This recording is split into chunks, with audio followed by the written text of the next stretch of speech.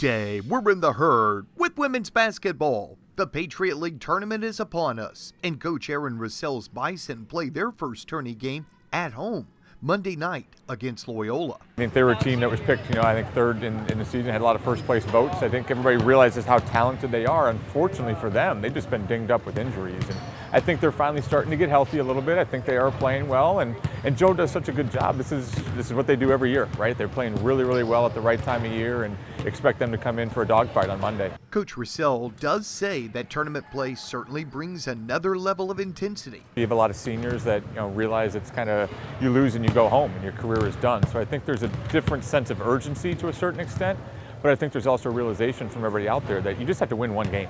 This isn't like a best of 5. This isn't an 18-game conference season. You just have to play well enough, and basketball's a game of making and missing. So if you're making shots that day, the other team's not playing well, a lot of different things can happen. Junior Ellie Mack was named first team All-Patriot League this week.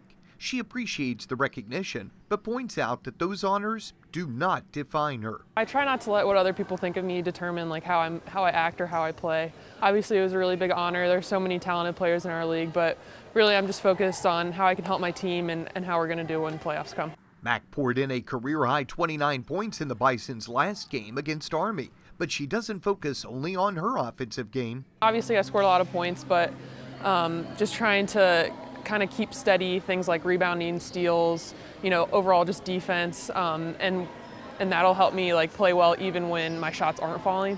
So yeah, shot well that night, but that's not always going to be the case, so I have to keep steady in other areas. The Bison and Greyhounds Patriot League quarterfinal game gets underway at Soika Pavilion on Monday night at 6 p.m.